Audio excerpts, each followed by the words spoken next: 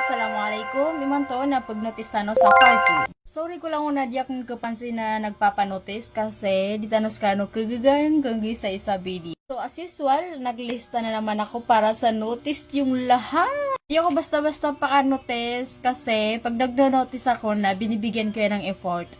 Kasi naglilista ako guys. Sana ma-appreciate nyo yun.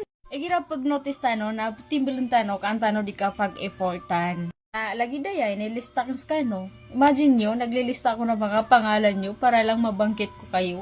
Hinahanap ko lahat ng videos ko na may nagpapanotice or nagsha-shoutout. Hinahanap ko talaga yung mga nagpapanotice dun sa mga reels ko.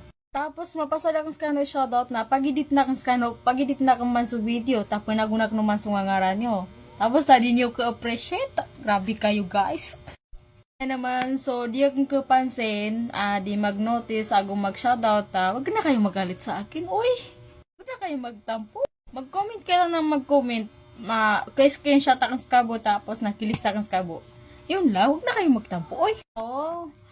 So first, notice, si Naim B. Condayo, notice din kay Parida Sulay, notice din kay Norhan Noor, notice din kay Prince Masabar Ali Logka. Sorry kung iman to akong skabo miya notice. Notice din kay Jubair Masakal. Notice din kay June HB Ismail from Tubaran Proper Lanao del Sur. Notice din kay Samira Usok Balas Matabalaw from Monay Lanao del Norte. Notice din kay Noralia Pauti Makadapat. Thank you sisters sa always na panonood ng mga videos ko. Thank you so much. Notice din kay Napisa Alimusa. Notice din kay Giaed, yang katawan ni ka-pronounce sa sayang ngaran na Arabic.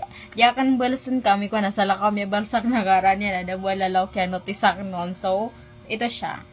From Tamparans Kanyan. Notice din kay Raga Jabir from Marugong. Notice din kay Nash Bill Pasangip from Pantaw Aragat. So, yun lang yung nalista ko. So, next time sa party, inshallah, na pangilan akong gusto miyag comment. Tapos na inotice akong sa kinabuparoman. So, thank you sa lahat. Thank you so much sa inyo dahil sa panonood ng aking mga reels.